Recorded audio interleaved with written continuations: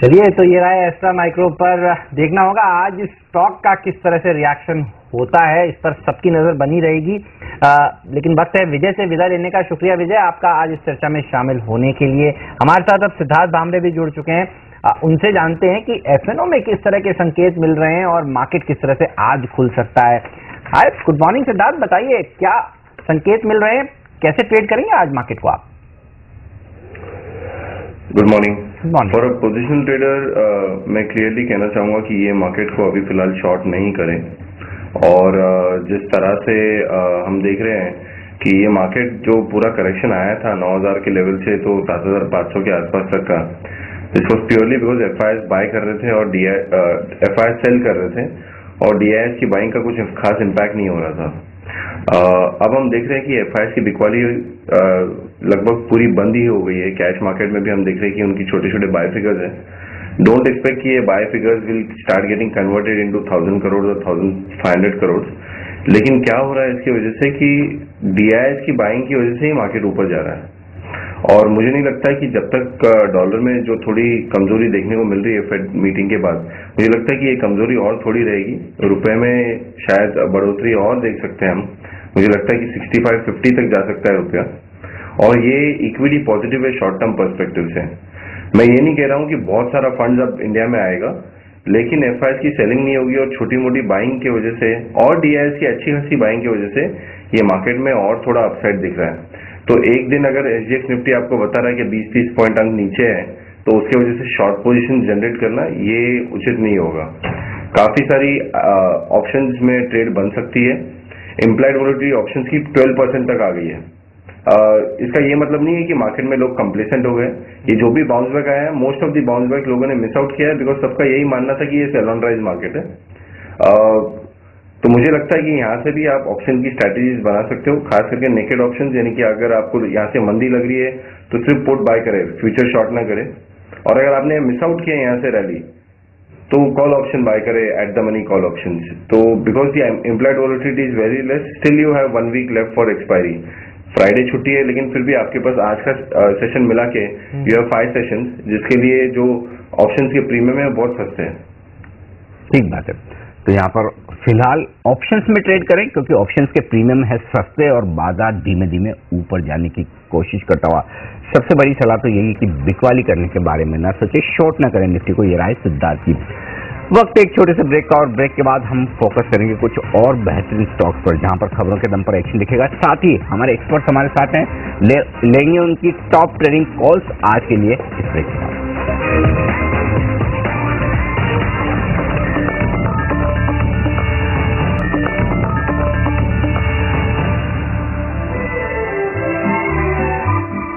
हमारे एक्सपर्ट है हमारे साथ के सुब्रमण्यम साहब, किरण यादव और साथ ही सिद्धार्थ भामरे भी। आप सबका एक बार फिर से स्वागत है। सिद्धार्थ हमारे साथ अभी भी जुड़े निफ्टी पर हमने राय ली उनसे, और सिद्धार्थ का कहना यही है कि मंदी के बारे में तो बिल्कुल ना सोचे। लेकिन सिद्धार्थ, स्टॉक्स में अगर एक्शन देखना है, करना है, तो आपने कौन से स्टॉक्स चुने आज के लिए? जी, मेरा पूरा ध्यान नेक्स्ट 1 वीक 2 वीक्स के लिए ग्लोबल मार्केट से मोरलेस सभी करेंसीज के ऊपर होगा। और वहां से ही हमको क्यूज मिल रहे हैं। क्लियरली जो थोड़ी बहुत वीकनेस है, इसका फायदा डॉलर में जो है उसका फायदा क्लियरली कमोडिटीज को हो रहा है। ऑलरेडी हम एक हफ्ते से हिंडाल्को में लॉन्ग है, हमको लगता है यहाँ से भी और अपसाइड है हिंडाल्को में। वेदांता एक स्टॉक है जो हमने 2 दिन पहले लॉन्ग पोजीशंस इनिशिएट किए। Around Tuesday we have initiated long positions. Long positions initiate किए यानी कि क्लाइंट्स को सजेस्ट किए। तो ये भी एक स्टॉक है जहां पे हमको लग रहा है कि अपसाइड हो सकता है। और Hindalco can go to 88-90 levels, और वेदांता मुझे लगता है 96 के लेवल तक जा सकता है। तो ये स्टॉक्स पे मैं पोजिशनल ट्रेडर्स को बाय ऑन डिप्स या करंट लेवल पे भी थोड़ी बहुत लॉन्ग करने की सलाह दूंगा।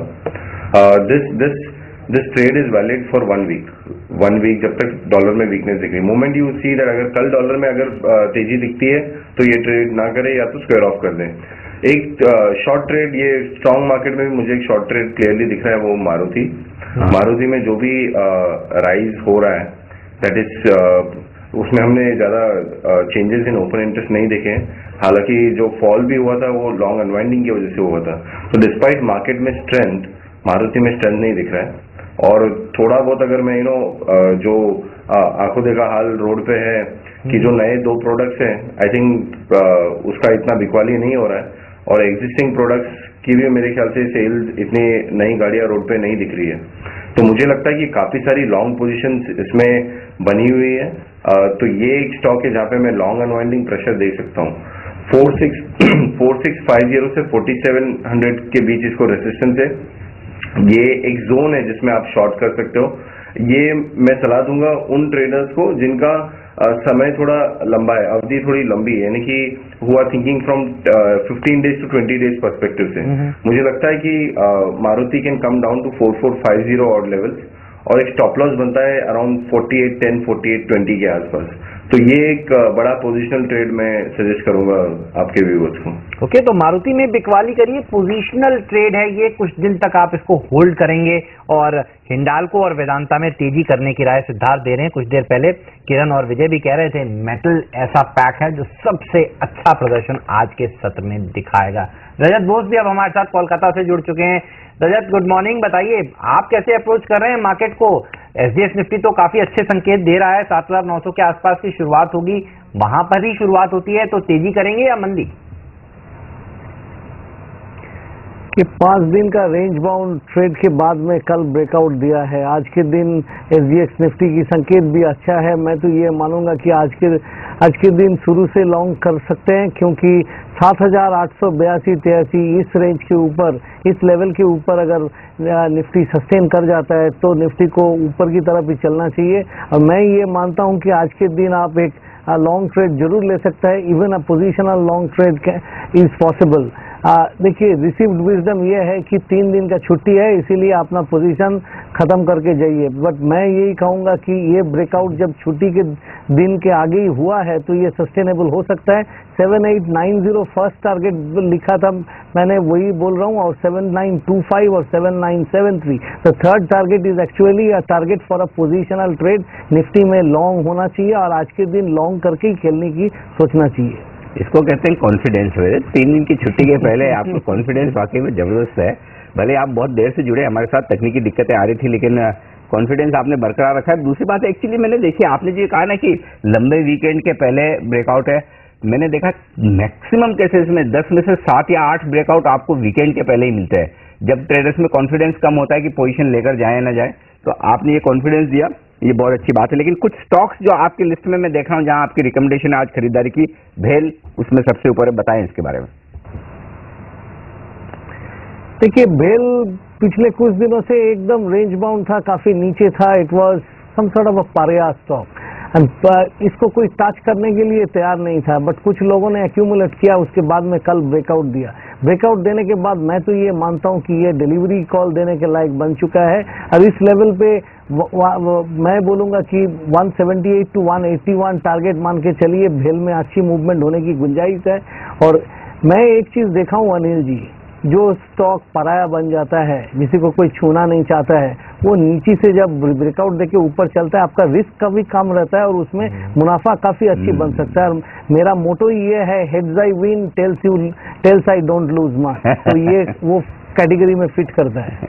चलिए, और भी इंटरेस्टिंग स्टॉक्स हैं रजत की लिस्ट में, उस सब पर भी बात होगी। लेकिन एक स्टॉक जो आज फोकस में रहेगा सुब्रमण्यम साहब, वो है कोल इंडिया का शेयर। इन्होंने रेलवे के साथ एमओयू किया है 500 करोड़ रुपए का, और अच्छी बात यह है कि अब करीब करीब 33 और रेक्स इनको मिल जाएंगी, जिसके चलते जो कोयला निकाला जाएगा वो एंड यूजर्स को पहुंचाया जाएगा। तो कोयले का प्रोडक्शन बढ़ता हुआ दिखेगा और वो एंड यूजर्स को मिलेगा भी। कोल इंडिया, इस खबर के चलते क्या तेजी करनी चाहिए, या आपको लगता नहीं कि इस खबर के चलते बहुत अच्छी रैली मिलेगी, क्योंकि विनिवेश का हैंगओवर तो दरअसल अभी भी लटका हुआ है? हेमंत जी, मेरा मानना है कि शायद अगर मेटल माइनिंग स्पेस में अगर एक प्रॉमिसिंग शेयर हो वो कोल इंडिया है। इसका वजह यही है कि यहाँ पर अगर आप देखें तो यहाँ पर 15-16 की जो एक्सपेक्टेशन थी बेटर ऑफटेक की और माइनिंग की फिगर्स वगैरह आए थे, आई थिंक इसके चलते ऑलरेडी उसका सब असर देख रहे हैं। और यहाँ पर ऑब्वियसली थोड़ी बहुत डिसइन्वेस्टमेंट की चिंता की वजह से यहाँ पर दबा पड़ा है। लेकिन ओवरऑल अगर हम देखें तो आई थिंक आने वाले टाइम पे जहाँ पर पावर क्षेत्र में भी रिफॉर्म्स वगैरह हो रही है, आई थिंक काफी प्रॉमिसिंग है। और ये सब जो आज की जो खबर आप यहाँ पर बताई तो आई थिंक काफी प्रॉमिसिंग है और मेरा मानना है कि शायद 300 315 ये इस लेवल पे आई थिंक कोल इंडिया में एक अच्छी एंट्री पॉइंट भी है। और मेरा मानना है कि जिनको मेटल माइनिंग स्पेस में खेलना है शायद ये बहुत ही बेहतरीन शेयर है और 2016 के लिए आई थिंक एक मिनिमम टारगेट भी अगर पकड़ के चले तो आई थिंक 350 360 यहाँ तक डेफिनेटली उम्मीद कर सकते हैं। तो मेरा मानना है कि शायद कोल इंडिया में डेफिनेटली एक लॉन्ग बेट करना डेफिनेटली एक मेरिट केस है। चलिए, तो कोल इंडिया पिटा हुआ शेयर निफ्टी का और यहाँ पर गिरने की संभावनाएं कम, बढ़ने की ज्यादा, खरीदारी करके चल सकते हैं। फंडामेंटल राय सुब्रमण्यम साहब की। वक्त एक ब्रेक का और ब्रेक के बाद रजत की दो बेहतरीन पिक्स और वो दोनों पिक्स कैश मार्केट के स्टॉक्स की हैं जहां पर एक्शन ज्यादा है। तो आपको इंतजार करना होगा थोड़ा सा, एक ब्रेक के बाद हम आपके लिए लेकर आएंगे वो कौन से बेहतरीन शेयर जो आपको देंगे मुनाफा ट्रेडिंग के लिहाज से भी और निवेश के लिहाज से भी, इस ब्रेक के बाद।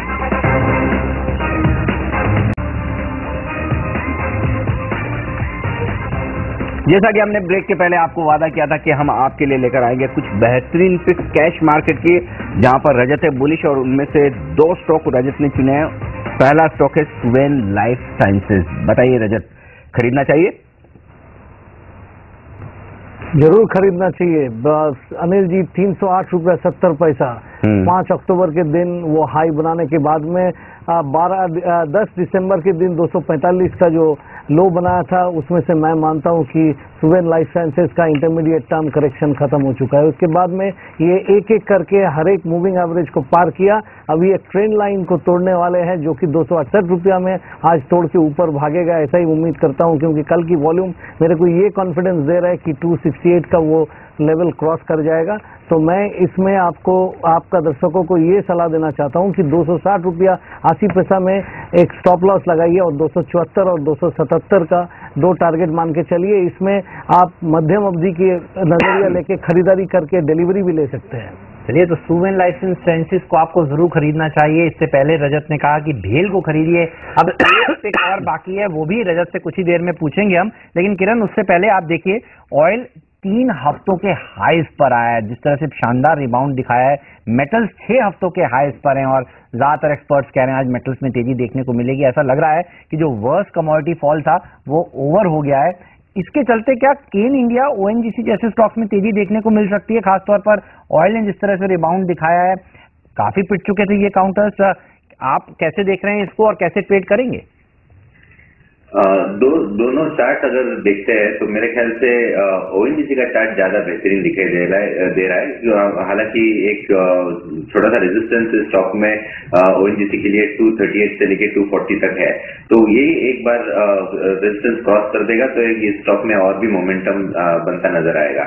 पिछले 3 ट्रेडिंग सेशन में देखा गया है कि हर छोटे गिरावट, इंट्राडे के हर छोटे गिरावट में अच्छी खरीदारी दिखाई दी है और अच्छे वॉल्यूम के साथ ये स्टॉक ऊपर जाता हुआ नजर आ रहा है। तो मेरे ख्याल से मोमेंटम काउंटर रहेगा ओएनजीसी और मेरे ख्याल से टारगेट 245 से लेके 252 तक हो जाने चाहिए। केन के बारे में बात करें तो केन का स्टॉक वैसे ठीक ठाक लग रहा है, बहुत कुछ ऐसा बहुत स्ट्रॉन्ग चार्ट पैटर्न नहीं है, फिर भी मेरे ख्याल से ये इजीली आपको 139 से 140 तक जाने की उम्मीद है। ये मोमेंटम ट्रेड के लिए होगा। ओके, तो ये मोमेंटम ट्रेड के लिए होगा केन इंडिया का स्टॉक। और यहाँ पर मैं कुछ और पिक्स लेना चाहता हूँ, रजत की भी पिक्स है, साथ ही मुझे बात करनी है सिद्धार्थ से भी रियल्टी स्टॉक्स पर जहां पर काफी एक्शन दिखा है। तो क्या high beta stocks, realty stocks आज उछाल दिखा सकते हैं? ये दोनों बात करूंगा मैं। उससे पहले एक छोटा सा और आखिरी ब्रेक है क्योंकि उसके बाद तो प्री ओपनिंग सेशन होगा। और साथ ही आपको बता दूं कि आज अगर आप इंतजार कर रहे हैं रुपए की शुरुआत का या फिर कमोडिटी मार्केट की शुरुआत का, तो बता दूं बैंक हॉलीडे है, तो आज करेंसी मार्केट बंद है और साथ ही डेट मार्केट भी, फिक्स इनकम मार्केट भी बंद है। तो प्री ओपनिंग सेशन लेकर आएंगे आपके लिए एक छोटे से ब्रेक के बाद।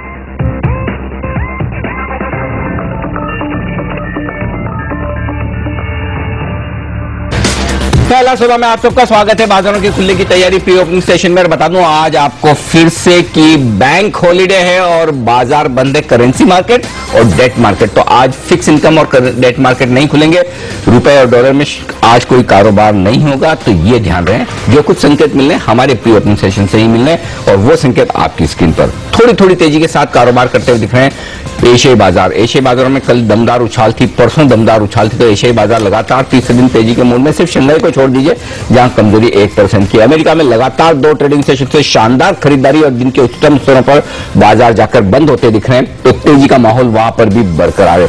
चलिए खुलने की तैयारी, उससे पहले कुछ स्टॉक्स जो मैं एक्शन में देख रहा हूं और उस पर राय लेना चाहता हूं सिद्धार्थ आपसे, इससे पहले कि प्री ओपनिंग सेशन खुले। डीएलएफ, कावेरी सीड्स और वोकहार्ड, ये 3 स्टॉक हैं, कल से वायदा कारोबार के बैन में आए हैं, आज से। अब ये बताएं, अगर किसी की तेजी या मंदी की पोजीशन इनमें है, नई पोजीशन तो ओवरनाइट आप बना नहीं सकते, पोजीशनल बना नहीं सकते, इंट्राडे भले ट्रेड कर लें, इन 3 स्टॉक में किसी ने भी कोई भी पोजीशन बना रखी, चाहे वो तेजी हो या मंदी की हो, उन्हें क्या करना चाहिए, ये राय दीजिए। कावेरी सीड्स पे तो मैं कमेंट नहीं करूंगा, वो स्टॉक मैं ट्रैक नहीं करता हूँ। डीएलएफ में बहुत क्लोजली ट्रैक करता हूँ और 110 से 115 के बीच में इसमें बहुत सिग्निफिकेंट बिल्डअप हुआ है। और अगर आप लास्ट 3-4 महीने के अगर प्राइस एक्शन चार्ट पे देखें या डेटा वाइज देखें, ये स्टॉक में अब वैसी वीकनेस नहीं दिख रही है जैसे पहले दिखती थी। तो रियल स्टॉक फिलहाल न्यूज में बिकॉज ऑफ एचडीआईएल की जो लैंड डील हुई है, तेजी के मार्केट में अगर लैंड खरीदो तो स्टॉक ऊपर जाएगा, मंदी के मार्केट में लैंड बेचो तो स्टॉक ऊपर जाएगा, यू नो। सो डीएलएफ में मुझे लगता है कि लोग जिनकी लॉन्ग पोजीशंस है तो वो लॉन्ग पोजीशंस बरकरार रखें, कुछ लोग कैश में ट्रेडिंग पोजीशंस भी बना सकते हैं। वोकहार्ड मुझे लगता है कि अगर ये स्टॉक 1320, 1330 के नीचे अगर जाएगा तो इसमें एक अच्छी मंदी आ सकती है, सॉरी 1530, 1520 के नीचे। तो वोकहार्ड में अगर किसी की लॉन्ग पोजीशन है वो स्क्वायर ऑफ करे, अगर शॉर्ट है कोई, मुझे नहीं लगता कि कोई निवेशक शॉर्ट रहेगी अभी वोकहार्ड में। लेकिन ये एक स्टॉक है जहां मुझे लगता है कि अगर 1530 के नीचे, 1520 के नीचे अगर जाता है तो 1300 तक आने की पॉसिबिलिटी है। ओके, तो ये राय है इन सारे शेयरों पर आपके लिए जो कि वायदा कारोबार के बैन में है आज। चलिए शुरुआत होती हुई दिख रही है भारतीय बाजारों की प्री ओपनिंग सेशन में। आप देख सकते हैं 4 अंक ऊपर है सेंसेक्स और 7 अंक ऊपर नीचे निफ्टी है। तो कोई खास बदलाव सेंसेक्स और निफ्टी में पहली टिक पर तो नहीं है। महिंद्रा 5% नीचे है और ऊपर की तरफ अगर आप देखें तो मजबूत शेयरों में सन फार्मा 2% ऊपर, ओएनजीसी 2% ऊपर खुलता हुआ दिख रहा है, भेल में भी 1.5% के आसपास की मजबूती। तो शांत शुरुआत के संकेत आपको दिखेंगे इस वक्त प्री ओपनिंग सेशन से, ये साफ तौर पर नजर आ रहा है इस वक्त के शुरुआती कारोबार के रुझान से। चलिए कुछ स्टॉक जो एक्शन में रहेंगे उन्हीं पर राय ली जाए। एक और स्टॉक यहां पर जो मैं देख रहा हूं गुजरात पिपावाव, और इसके चार्ट पर राय लेना चाहता हूं आपसे रजत, क्योंकि मैरिल लिंच की तरफ से एक रिपोर्ट आई, इन्होंने लक्ष्य घटाया है 180 से घटाकर 168 रुपए किया है। गुजरात पिपावाव पर क्या राय रखते हैं आप और क्या चार्ट्स कह रहे हैं? क्या अगर आज कमजोर खुले इस रिपोर्ट के दम पर तो खरीदारी करनी चाहिए क्या? देखिए, अभी तक मैं ये मानता हूं कि ये नीचे की तरफ और जा सकता है, और कहां तक जा सकता है, मेरा टारगेट 135 का है, तो और थोड़ी सी इंतजार कर लीजिए, उसी के आसपास चले तो आपका डाउनसाइड रिस्क काफी कम होगा, क्योंकि वहां से एक बाउंस बैक तो जरूर मिलेगा, ऐसा मैं उम्मीद करता हूं। तो आज के दिन खरीदारी ना करके एक बार इसको थोड़ा और नीचे जाने दीजिए, और कोई कारण से ये 150 क्रॉस करके ऊपर चलता है तब फिर से ये खरीदारी के स्केल में आ जाएंगे। ओके, चलिए, तो गुजरात पिपावाव पर ये राय। लेकिन कुछ स्टॉक्स जिनमें अच्छा हरकत आज खुलते ही देखने को मिलेगी। ज़ीलर्न देखिए, जैसा कि हम आपको बता भी रहे थे, इन्होंने जो खरीदने की बात कही है ट्री हाउस को, ये अच्छी तेजी के साथ खुलेगा, कहीं ऐसा ना हो ये सर्किट पर ही खुलता हुआ नजर आए। प्री ओपनिंग सेशन में इसी तरह के संकेत मिल रहे हैं। इसके अलावा काफी सारे डिफेंस शेयरों पर भी नजर बाजार की रही है। प्रधानमंत्री नरेंद्र मोदी इस समय रशिया में है और आप देखिए डिफेंस रिलेटेड शेयरों में तेजी कल से बननी शुरू हो गई थी। पिपावाव के ऊपर आपसे राय लेना चाहता हूं मैं। चार्ट्स पर ये कैसा लगता है रजत आपको? हमने देखा रिलायंस इंफ्रास्ट्रक्चर ने जो ओपन ऑफर के बाद से खत्म होने के बाद से आप देखिए हर रोज ये शेयर 3-4% के अपमूव्स दे रहा है। आज कुछ बड़ी डील्स का अनाउंसमेंट भी हो सकता है रशिया में, इस तरह की रिपोर्ट्स भी हैं। क्या यहां पर तेजी करना चाहेंगे आप? देखिए, पिपावाव डिफेंस जो है वो काफी ऊपर ऑलरेडी चल चुका है, और इस पिछले कुछ दिनों में ये 65 का लेवल के आसपास से ब्रेकआउट देके अभी 85 के आसपास पहुंच चुका है। तो मैं ये मानूंगा कि अगर आपने पूरा पिछले दिनों में लिया है तो 79 के नीचे स्टॉप लगाइए और बने रहिए। फ्रेश बाइंग इस लेवल पे करना थोड़ा सा रिस्की समझ में आता है, तो फ्रेश बाइंग का सलाह मैं नहीं दे रहा हूं। नई खरीदारी ना करें, ये राय है पिपावाव डिफेंस में। लेकिन जो स्टॉक मैं वायदा कारोबार में राय लेना चाहता हूं वो है मैक्लियोड रसल। ये बताएं आप सिद्धार्थ की कल जो मैं देखा हूं 5.5 लाख शेयरों की बिकवाली हुई है रिलायंस म्यूचुअल फंड की तरफ से 172 रुपए के आसपास मैक्लियोड रसल में। एक बड़े फंड की तरफ से एग्जिट हुआ है या यूं कहें कि उन्होंने बिकवाली की है। क्या स्टॉक के नीचे जाने का कोई मौका दिखता है? क्या शॉर्ट पोजीशन कुछ बनती हुई दिखी है? बेचना चाहिए क्या ट्रेडर्स को? अनिल जी, ये स्टॉक में काफी सारी पोजीशंस रहती है और जनरली हम देखते हैं इसमें 90%, 92% काइंड ऑफ रोल ओवर होते रहते हैं मैक्लियोड रसल में। तो this is closely held positions in FNO। Recently इसमें काफी पोजीशंस बनी है। आई वोंट से वो लॉन्ग या शॉर्ट है बिकॉज कहना थोड़ा मुश्किल होगा, लेकिन प्राइस एक्शन बता रहा है कि थोड़ा बहुत स्टॉक में डाउनसाइड आ सकता है, लेकिन that downside may not be more than 167, 165। तो बहुत तगड़ा डाउनसाइड नहीं है करंट लेवल से। किसी को अगर बाय करना है तो वो रुक सकता है, लेकिन शॉर्टिंग की सलाह मैं नहीं दूंगा स्टॉक पे। चलिए शॉर्टिंग की सलाह यहाँ पर इसी बीच आप मेरी क्रिसमस, मेरी क्रिसमस। अरे अनिल जी और हेमंत, आपके लिए गिफ्ट लाया हूँ। मेरी क्रिसमस। ये आपके लिए अनिल जी। Happy morning. आप मेरी हेल्थ का इतना ध्यान रखते हैं एकदम, इसलिए ये हेमंत वाली। Thank you so much, thank you so much. मेरी क्रिसमस। मैं व्यूअर्स के लिए गिफ्ट लाया हूँ, व्यूअर्स के लिए भी गिफ्ट है। 1 मिनट, व्यूअर्स को गिफ्ट मिलेगा। मैं लाया हूँ एक ऐसा स्टॉक जो देगा आपको शानदार रिटर्न। ब्रिटानिया जी बेहतरीन कंपनी है, बिस्किट बनाती है, और आप इसमें करेंगे निवेश तो मिलेगा बढ़िया रिटर्न। आपके लिए खास गिफ्ट मेरी पोटली में है कई सारे, और ये आते रहेंगे। मेरी क्रिसमस, मेरी क्रिसमस। मेरी क्रिसमस सेंटा आपको भी। और सेंटा ने अपने कलर के मुताबिक ही रेड कलर का एप्पल मुझे गिफ्ट किया है। और तो चॉकलेट्स भी मुझे मिली है, और दर्शकों को के लिए भी देखिए गिफ्ट है। एक्चुअली हमारे लिए भी सरप्राइज है और दर्शकों के लिए तो है ही। चलिए, तो अच्छी शुरुआत हुई है। बाजार खुलने के पहले गिफ्ट मिल रहे, तो उम्मीद करें कि आज दिन भर बाजार में आपको ढेर सारे गिफ्ट मिले, यानी कि कमाई के ढेर सारे मौके CNBC आवाज पर। तो ये हमारी क्रिसमस की खास पेशकश। इस वक्त 35 अंक ऊपर सेंसेक्स प्री ओपनिंग सेशन में सेटल होने की तैयारी है थोड़ी देर में, और 20-22 अंक ऊपर आपको निफ्टी नजर आएगा। तो मजबूत शुरुआत होने के पूरे आसार इस वक्त दिख रहे हैं। आइडिया एक और ऐसा स्टॉक है, देखिए जो प्री ओपनिंग सेशन में मजबूती के साथ आज ट्रेड कर रहा है। भारती और वोडाफोन के बाद अब इन्होंने भी 5 सदर्न स्टेट्स में 4G सेवाएं लॉन्च कर दी हैं। कल इसका उद्घाटन हुआ था। किरण, चार्ट्स पर कैसा लगता है ये स्टॉक? क्या ये आज अच्छा प्रदर्शन दिखा सकता है और क्रिसमस का गिफ्ट के रूप में साबित हो सकता है क्या सबके लिए? आइडिया का चार्ट कुछ ऐसा खास नहीं है जहां पे बहुत बड़ी मूव आनी चाहिए, क्योंकि इस न्यूज इन्वेस्टर्स को मालूम थी, और 132 से लेके 140 तक ये स्टॉक पहले ही चल चुका है। तो मेरे ख्याल से इधर थोड़ा सा कंसोलिडेट करता नजर आएगा, और कंसोलिडेशन के बाद अगर ये स्टॉक निकलता है तो ही एक अच्छी रुझान दिखने को मिल जाएगी। आज के लिए अगर रेजिस्टेंस जोन है वो 141, 141.20 है, वो अगर 142.20 है, तो अगर इसके ऊपर कंसिस्टेंटली रहता है तभी एक इसमें तेजी करनी चाहिए, नहीं तो ये वापस एक बार 137 से लेके 134 तक आने की उम्मीद है। ओके, ओरिकॉन एंटरप्राइजेज ये है अगला स्टॉक जिस पर मैं राय लेना चाहता हूं, और उसकी वजह है कि कल भी यहां पर एक बड़ा सौदा हुआ है। क्लियर वाटर करके एक जो FI उन्होंने बिकवाली की 40 लाख शेयर की 56 रुपए के आसपास। ये बताए रजत, इसके चार्ट्स क्या कह रहे हैं, क्या करना चाहिए यहां पर? अनिल जी एक बार दोबारा वो ओरिकॉन एंटरप्राइजेज, ORICON, ओरिकॉन एंटरप्राइजेस, जो ओरिएंटल कंटेनर से इसका शॉर्ट फॉर्म करके ओरिकॉन बनाया है। कल इसमें बहुत बड़ा वॉल्यूम आया, और ये लगता तो है कि ऊपर की तरफ जाएगा, लेकिन देखिए जहां पे खुला था उसी के आसपास में बंद दिया। वो सिर्फ मूविंग एवरेज की थोड़ी ऊपर में बंद किया है। मतलब ये बता रहा है कि at higher levels there is adequate supply for this stock also. So आज के दिन मैं ये बोलूंगा कि 59 जो कल का हाई था 59.60, कल नहीं परसों का हाई था, उसी के ऊपर में, मतलब 60 के ऊपर में अगर सस्टेन करे तो इसको लीजिए, नहीं तो फिर एक बार छोड़ देने से बेहतर रहेगा।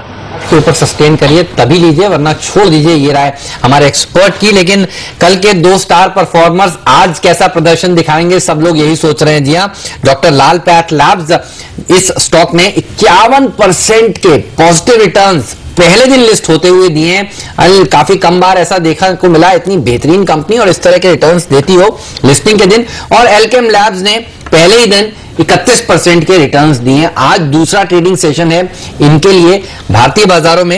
ये बताइए सुब्रमण्यम साहब, डॉक्टर लाल पैथ लैब्स क्या और ऊपर जा सकता है? हमने देखा था 537 के इश्यू प्राइस के सामने 825 का कल क्लोज आया है प्री ओपनिंग सेशन में। आज भी मजबूती के साथ ये दोनों ही स्टॉक्स ट्रेड कर रहे हैं। कितनी तेजी और लगती है इनमें? क्या करना चाहिए जिनके पास शेयर है? आई थिंक जहां तक डॉक्टर पाथ का सवाल है, आई थिंक इस यहाँ पर अगर आप देखें तो मैनेजमेंट की तरफ से आई थिंक एक क्लैरिफिकेशन आई है। शायद जहां पर इतनी सारी एक्सपेंशन की बात करें तो शायद थोड़ी बहुत यहाँ पर मार्जिन पे असर पड़ सकती है। भले ही ये बहुत ही हाई पेडिग्री स्टॉक है और जबरदस्त एक्सपेंशन मोड पे है और जो स्पेस पे है, तो आई थिंक आने वाले टाइम पे डेफिनेटली एक बहुत लॉन्ग टर्म बेट है। लेकिन वेरी शॉर्ट टर्म पे अगर आप देखें तो हो सकता है यहाँ पर थोड़ी बहुत मुनाफा वसूल आए, लेकिन डेफिनेटली लॉन्ग टर्म के लिहाज से बहुत ही प्रॉमिसिंग स्टॉक है। ओके, लॉन्ग टर्म के लिहाज से यहाँ पर डॉक्टर लाल पैथ लैब यहाँ पर तेजी बन सकती है। 850 रुपए के आसपास के ऊपरी स्तर कल छुए थे इस स्टॉक में और आज देखना होगा किस तरह की तेजी बनती है। चलिए, प्री ओपनिंग सेशन सेटल हो चुका है। 45 अंक ऊपर आपको दिखेगा सेंसेक्स और निफ्टी 23 अंक ऊपर नजर आएगा। मिड कैप स्मॉल कैप शेयरों में भी अच्छी मजबूती के आसार है। लेकिन एक और स्टॉक जो कल काफी एक्शन में था, सन फार्मा, अच्छी तेजी बनती हुई दिखी थी। सुब्रमण्यम साहब, आपसे राय लेना चाहता हूं। फंडामेंटली क्या सारी चिंताओं को छोड़कर खरीदारी करने का मौका है, या कल खाली कोटक सिक्योरिटीज की रिपोर्ट थी, उसका असर हो गया एक दिन के लिए, अब क्या करना चाहिए? आई थिंक जहां तक सन फार्मा का सवाल है, आई थिंक प्राइस के साथ न्यूज में भी वॉलेटिलिटी बहुत है, क्योंकि यहाँ पर डेफिनेटली पॉजिटिव नेगेटिव न्यूज की एक ऑल्टरनेटिव फ्लोट आती है। तो मेरा मानना है कि शायद अभी भी शायद अनिश्चितता बरकरार है और मेरा मानना है कि शायद अगर कोई उछाल मिले तो शायद एक बार जिन्होंने नीचे लिया है शायद एक बार एग्जिट करने का सोचे। I think near term I think visibility अभी भी कम है और मेरा मानना है कि इस स्पेस में थोड़ी बहुत और दिक्कतें आ सकती है और शायद इस करंट लेवल पे भी आई थिंक थोड़ा डेफिनेटली चिंता का विषय है। ओके, गेल ये एक और ऐसा स्टॉक है जहां पर अच्छी तेजी सिद्धार्थ कल के सत्र में देखने को मिली थी और खबरें ये चल रही थी कल कि रास गैस की जो डील है वो जल्द होती हुई नजर आए, जिसके चलते गेल को भी फायदा होगा, पेट्रोनेट एलएनजी को भी फायदा होगा। ये बताइए किस तरह की पोजीशंस गेल में बनी हुई है? क्या आज दूसरे दिन यहाँ पर मोमेंटम कंटिन्यू रह सकता है?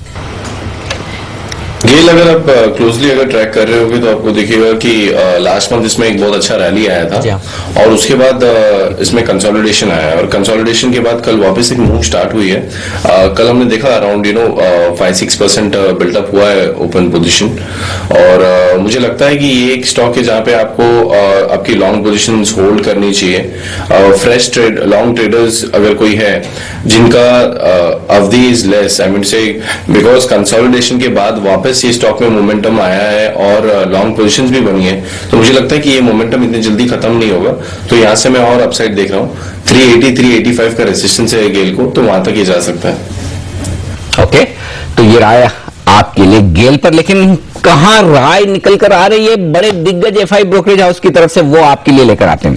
पहले यहां पर विप्रो पर राय आई है यूबीएस की, उनकी पहले से बिकवाली की राय और वो बिकवाली की राय बरकरार है।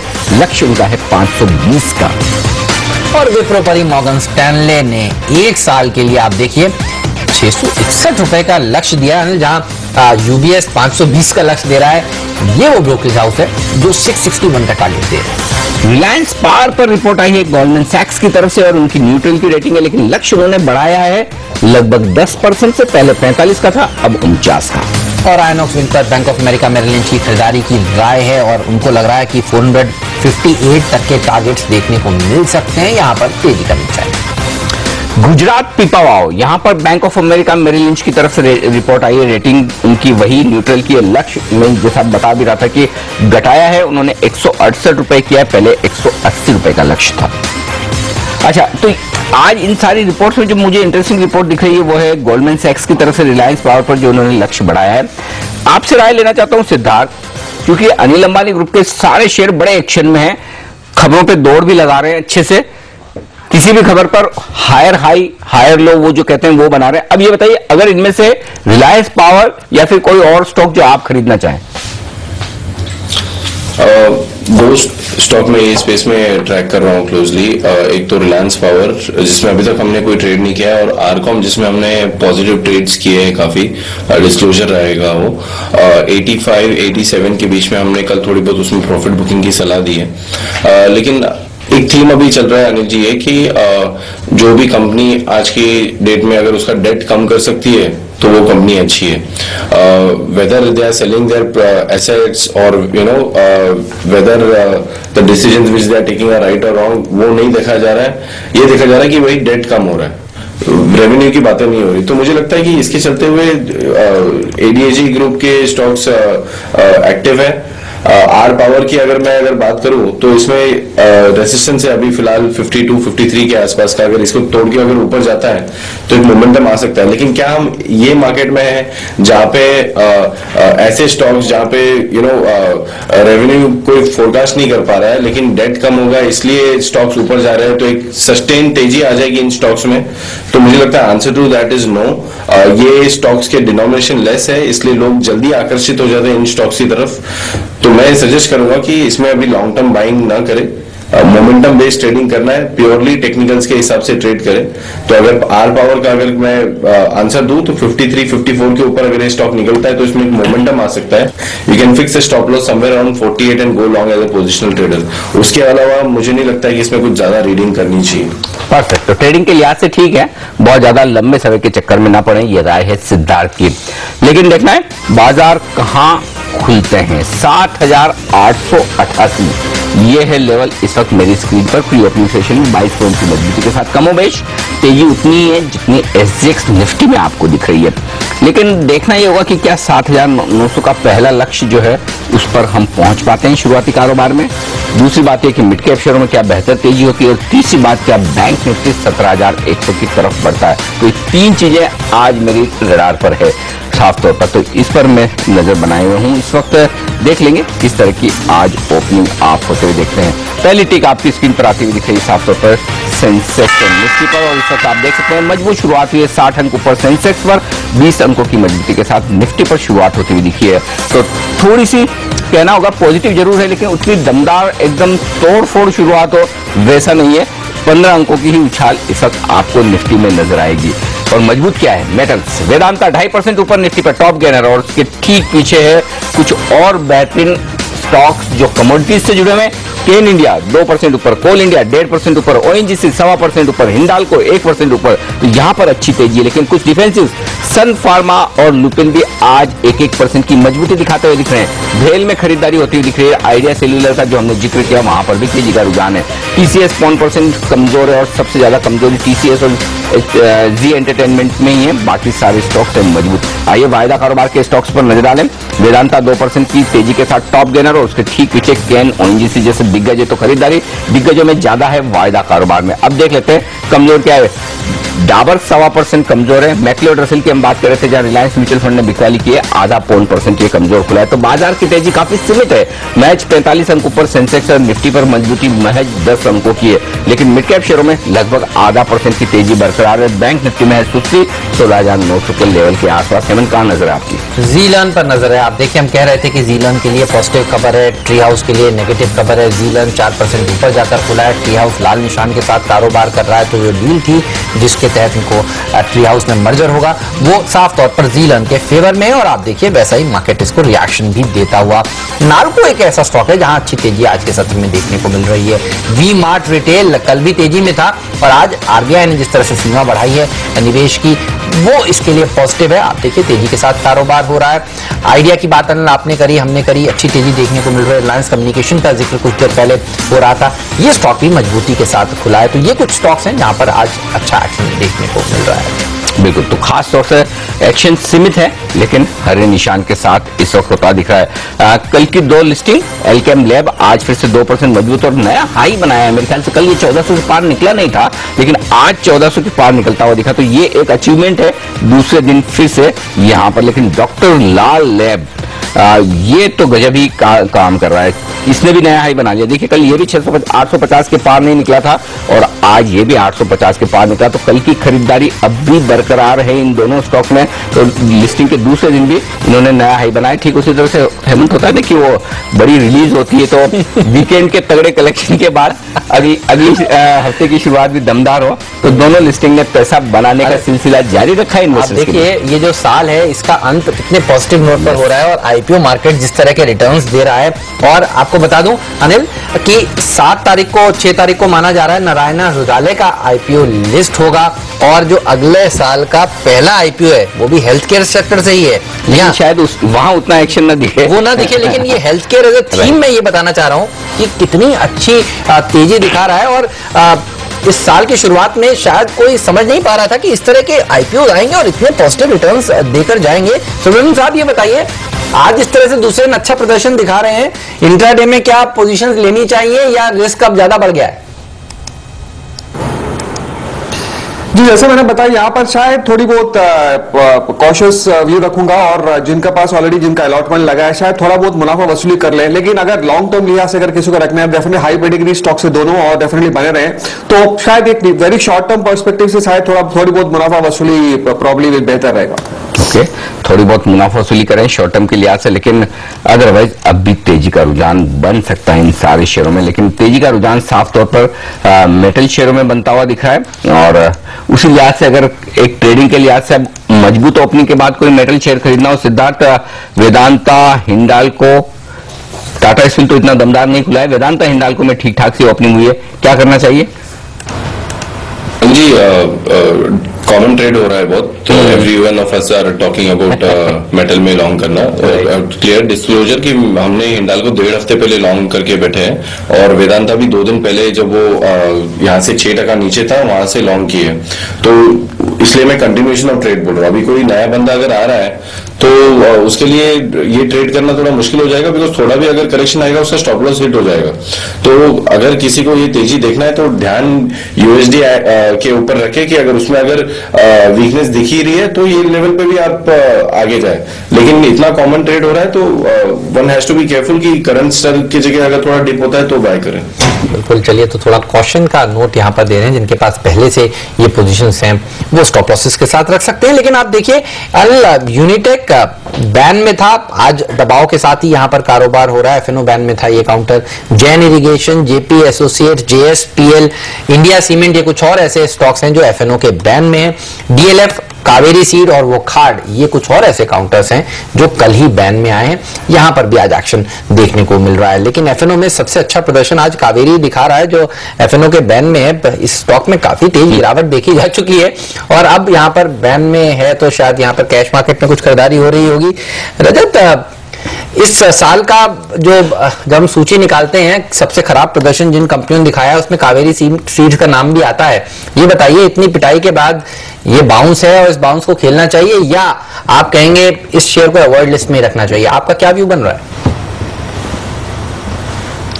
देखिए अभी तक टेक्निकली ऐसा कुछ दिखाया नहीं है ये कि जिसके चलते हम बोल सके कि इसको अभी खरीदारी करना चाहिए, क्योंकि ये अपना अक्टूबर के बाद में से कभी 13 डे मूविंग एवरेज के ऊपर में सस्टेन कर नहीं पाया और धीरे धीरे नया लो बनाते बनाते नीचे ही चला गया। तो फिर इसमें अभी टेक्निकली हम फंडामेंटल में कुछ अगर होता है और कोई माने इसमें खरीदारी करता है तो वो अलग बात है, बट मेरे ख्याल से इसमें ये एक अवॉइड है। बट उसके साथ साथ एक चीज मैं अपनी तरफ से चला के बोल रहा हूं, आप लोगों ने हेल्थ केयर सेक्टर की आईपीओस की डिस्कस किया है और वो सबसे अच्छा रिटर्न दिया है, इसके बाद किया है। ये मुझको एक चीज याद दिला दे रहा है कि हमने 2 बार लेट 90s में और एक बार 2006 के आसपास में फार्मा म्यूचुअल फंड्स लॉन्च हो रहे थे, फार्मा नया इश्यूज लॉन्च हो रहे थे। एंड ये सारी दुनिया में माना जाता है कि जब म्यूचुअल फंड सेक्टर स्कीम या तो आईपीओज आने लगते हैं उसी सेक्टर में एक के बाद एक और वो लिस्टिंग होता है ऊपर की तरफ, उस सेक्टर से एक बार मुनाफा वसूली करके निकल जाना चाहिए। ये मैं भी करूंगा और आपको दर्शकों को भी बोलूंगा, अगर कोई एक्सपीरियंस का वैल्यू है तो ये हम आप लोगों को बोलना चाहते हैं। तो हालांकि आप डॉक्टर लाल पैथ लैब्स और एल्केम के चार्ट्स नहीं देख पा रहे हैं क्योंकि कल एक ही दिन का चार्ट है, लेकिन आप साफ तौर पर ये क्लियर कट राय दे रहे हैं कि मुनाफा है तो वसूल ले, राइट सर?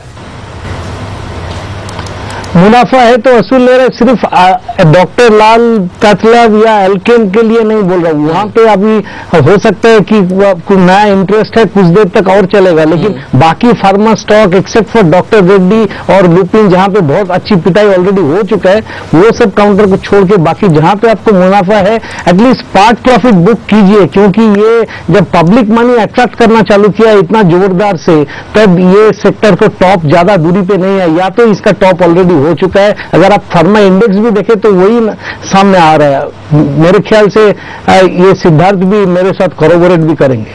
बिल्कुल, तो यहाँ पर ये राय है इस वक्त फार्मा स्टॉक्स की, साफ तौर पर मुनाफा वसूली करने की राय ऊपरी स्तर पर बनती हुई दिख रही है।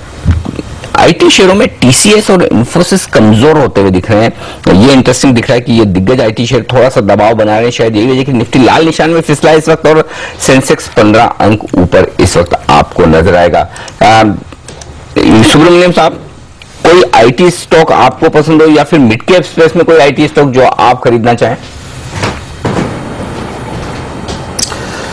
आई थिंक जैसे आपने वीकनेस का जिक्र किया, आई थिंक कहीं ना कहीं डॉलर का वीकनेस इसका शायद यहाँ पर, और वैसे भी अगर आप देखें तो थर्ड क्वार्टर में वैसे कोई खास उम्मीद नहीं, इतने सारे वार्निंग्स वगैरह हम आते हुए देखे, तो ये सब थोड़ी बहुत सेंटिमेंट्स यहाँ पर बिगाड़ रही है ऐसे आईटी काउंटर्स के लिए।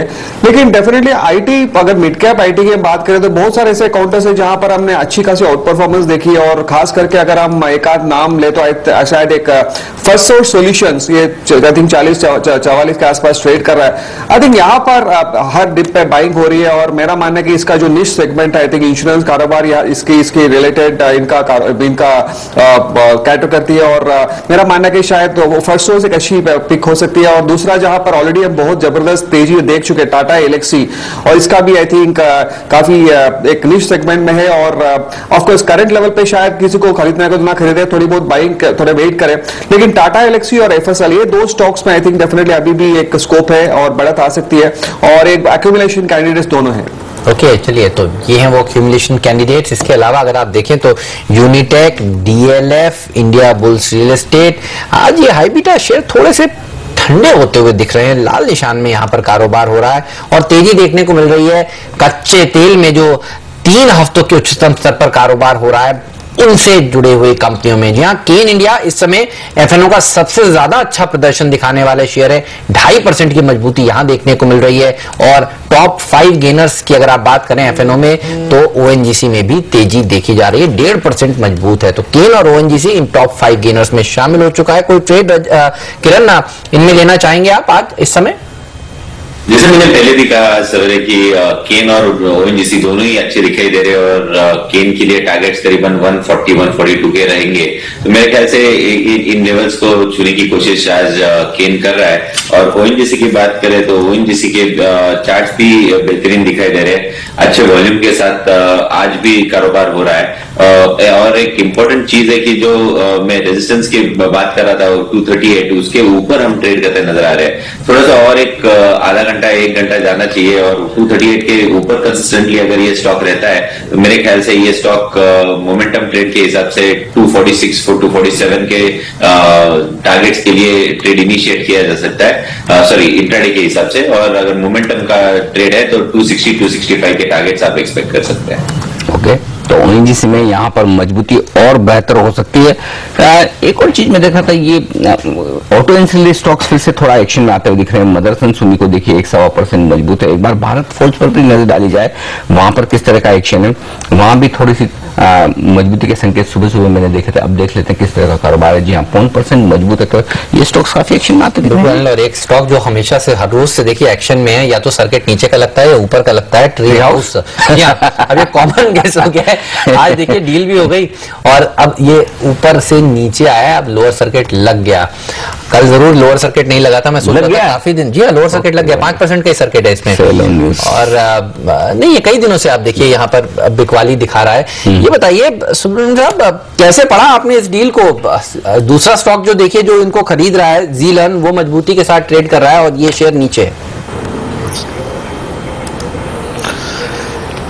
जी, आई थिंक अगर हम इस पूरी डील की अगर हम थोड़ी बहुत विश्लेषण करते हैं, शायद एजुकेशन स्पेस में जहां पर एक स्ट्रॉन्ग कैश रिच ग्रुप है तो वो एक जी है, और मेरा मानना है कि ट्री हाउस को कहीं ना कहीं एक्सपेंशन की जो कैश क्रंच है वो भारी पड़ा, और इसके चलते हमने यहाँ पर ये सब इसको डील होते हुए, और ये भी जैसे आप थोड़ी देर पहले चर्चा कर रहे थे शायद डील जीलन के फेवर में आए, तो मेरा मानना है कि शायद यहाँ पर डेफिनेटली एक लॉन्ग टर्म आउटलुक ले, और जीलन में अगर कोई काफी अच्छी खासी एक्सपेंशन मोड पे है तो आई थिंक एक इस स्पेस पे निश स्पेस है, और यहां पर अगर किसी को शायद निवेश करने का तो एक अच्छी खासी बेट बन सकती है। शायद आज की तारीख अभी आज की जो बढ़त है शायद उसमें ना एंट्री करें, लेकिन थोड़ी बहुत अगर करेक्शन मिले तो एक अच्छे प्रॉमिसिंग बेट बन सकते हैं, क्योंकि ऐसे सेक्टर में आई थिंक अर्ली एंट्रेंस का फायदा काफी अच्छा होता है, और आई थिंक जी जैसा ग्रुप में जहां पर इनकी ऑलरेडी अच्छी खासी प्रेजेंस है, आने वाले टाइम पे और भी शायद तगड़ा होने की संभावना है, तो जी लॉन डेफिनेटली एक एक्यूमुलेशन कैंडिडेट मेरी तरफ से। ओके, एक्यूमुलेशन का कैंडिडेट है। लेकिन एक और स्टॉक जी एंटरटेनमेंट, ये मेरे रडार पर आया है अभी अभी, और इसकी वजह ये है कि वॉल्यूम के लिहाज से कुछ एक्शन दिख रहा है मेरी स्क्रीन पर। यहां पर जी एंटरटेनमेंट में दो बड़े सौदे होते दिखे हैं, एक हुआ है 4 लाख शेयरों का और दूसरा हुआ है 3.5 लाख शेयरों का, और ये कैश मार्केट में दो बड़े सौदे हुए हैं एनएससी पर। तो वॉल्यूम के लिहाज से थोड़ा एक्शन जी एंटरटेनमेंट में आता हुआ दिख रहा है, ये इंटरेस्टिंग है। यहां पर लगभग 0.1% हिस्सेदारी बदली है, 15 रुपए 25 पैसे और 15 रुपए 50 पैसे पर यहां पर दो बड़े सौदे हुए हैं। तो जी में आज वॉल्यूम के लिहाज से पहला एक्शन होता हुआ दिखा है। दूसरा स्टॉक भी वायदा कारोबार का है, जहां पर वॉल्यूम हुआ है वो है CESC, कैलकाटा इलेक्ट्रिसिटी। यहां पर लगभग 1,42,000 शेयरों का कारोबार हुआ है, 0.11% हिस्सेदारी यहां पर बदली है कंपनी की 511 रुपए के दाम पर। तो यहां पर भी वॉल्यूम के लिहाज से एक्शन होता हुआ दिखा। तो दो स्टॉक ये वायदा कारोबार में वॉल्यूम के लिहाज से है, और सिद्धार्थ से इस पर राय ले ली जाए एक बार। सिद्धार्थ, जी या CESC वायदा कारोबार के दोनों स्टॉक, कहीं कोई तेजी या मंदी करने की राय आपकी? व्यू है trade, traders can trade accordingly. CESC पहले अगर आप देखोगे 1-2 महीने पहले इसका बेस फॉर्मेशन अराउंड 475-480 के आसपास हो रहा था, और अभी ये जो नया कंसोलिडेशन हो रहा है ये 505-515 के बीच में हो रहा है, तो एक हायर बेस बन रहा है, और स्टॉक में मुझे यहाँ से डाउनसाइड कम लग रहा है। तो हालांकि we don't actively recommend this stock, लेकिन अगर कोई पोजिशन ट्रेडर इसमें लॉन्ग करने के लिए अगर सोच रहा है तो रिस्क रिवॉर्ड रेशियो काफी फेवर है लॉन्ग के लिए। जहां तक जी लिमिटेड का सवाल है, टेक्निकल राय वुड से कि इसमें हायर लोज बन रहे हैं, which is like positive thing, लेकिन एक एग्जॉशन दिख रहा है, हायर हाइज नहीं बन रहे इसमें, और मुझे लगता है कि बहुत तगड़ा अपसाइड जी में करंट लेवल से नहीं होगा। मैं शॉर्ट करने की सलाह नहीं दे रहा हूं, लेकिन अगर किसी की लॉन्ग पोजीशन है तो एक बार प्रॉफिट बुक कर सकते हैं जी में। राइट, लॉन्ग पोजीशन से तो प्रॉफिट बुक कर सकते हैं जी में, ये राय निकल कर आती हुई। गेल एक और ऐसा स्टॉक जिसने कल अच्छी मजबूती दिखाई थी, आज भी देखिए 1.5% मजबूती के साथ ही ये शेयर ट्रेड कर रहा है। और पावर डिफेंस हर रोज हम आपको बता रहे हैं 3-3, 4-4% का मूव ये शेयर दिखा रहा है। आज भी देखिए ये शेयर करीब 4.5% मजबूत है। रिलायंस इंफ्रास्ट्रक्चर के स्टॉक में भी 1-1.5% की तेजी देखने को मिल रही है। एडीएजी पैक में रिलायंस इंफ्रास्ट्रक्चर का शेयर सबसे ज्यादा अच्छा प्रदर्शन दिखाने वाला स्टॉक। बायोकॉन जैसे स्टॉक्स पैनल देखिए आज 2-2.25% की तेजी के साथ ट्रेड कर रहे हैं, तो काफी एक्शन देखने को मिल रहा है। कुछ खबर फ्लैश होती हुई दिख रही है यहाँ पर, इन्होंने कोई हेपेटाइटिस सी के लिए कुछ इंट्रोड्यूस किए, ये शायद कोई दवा है भारत में इन्होंने इंट्रोड्यूस की है, CIMVIRL एक दवा का नाम है, जो हेपेटाइटिस सी ये वो बीमारी है जिसको क्योर करने के लिए ये कंपनी ने एक दवा बनाई है, जिसको भारत में लॉन्च किया है। इसका चार्ट कैसा लगता है आपको किरण, बताइए देखकर। बायोकॉन अच्छी तेजी दिखा रहा है, 3% का मूव इस समय। बिल्कुल, पूरे 2014 साल और 2015 साल में ये स्टॉक कंटिन्यूसली कंसोलिडेशन जोन में ही ट्रेड करता नजर आ रहा था, और अभी फिलहाल बहुत अच्छे मोमेंटम के साथ ये स्टॉक ऊपर जा रहा है, और ये कंसोलिडेशन का ब्रेकआउट हो सकता है। तो मेरे ख्याल से अगर ये 485 490 के ऊपर कंसिस्टेंटली रहता है, जो कि अभी 500 के करीब ट्रेड करता नजर आ रहा है, तो मेरे ख्याल से इधर से बहुत अच्छी मूव आपको देखने को मिल सकती है। अभी सवेरे सवेरे जो मूव आई है वो बहुत ही बड़े अच्छे वॉल्यूम्स के साथ आ रही है, तो मेरे ख्याल से ये जो न्यूज आप बता रहे थे उसके वजह से आ रही होगी।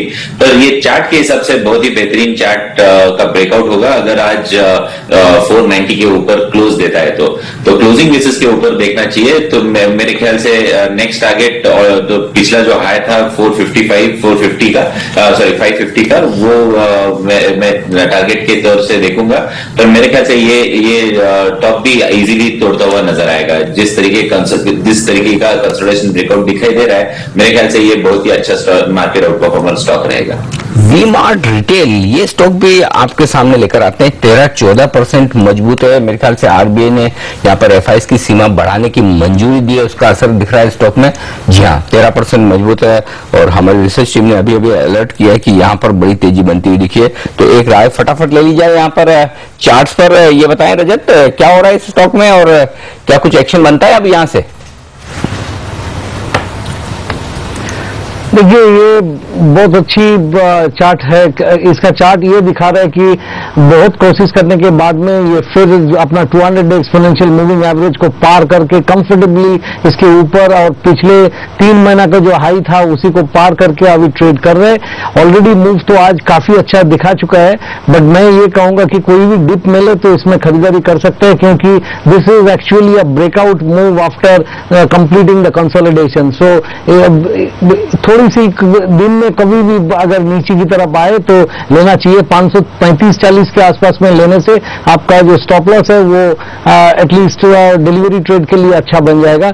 मैं तो ये मानता हूं कि कल अगर लिया होता तो अच्छा होता, बट जब आज का दिन 535-540 would be a buying price. जहां कल इस पे खबरें आई थी कि इन्होंने अपना एक ई पोर्टल लॉन्च किया है। सीएनबीसी आवाज पर मैनेजमेंट से हमने बात भी की थी, लेकिन उसके बाद जब आरबीआई की खबर आज आई है, आप देखिए 14% का अप देखने को मिल रहा है। स्टॉक मैंने आज हमारा टॉप 5 स्टॉक भी था ये। बिल्कुल, और इसी वजह से बड़ी तेजी बनती हुई दिखी साफ तौर पर।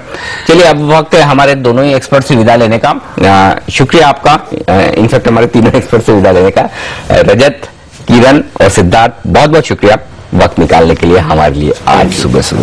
और अब आगे बढ़ेंगे और हम बात करेंगे मार्केट आउटलुक 2016, यानी कि अगले साल बाजार का क्या हाल रहने वाला है। इस पर हमारी एक खास सीरीज है।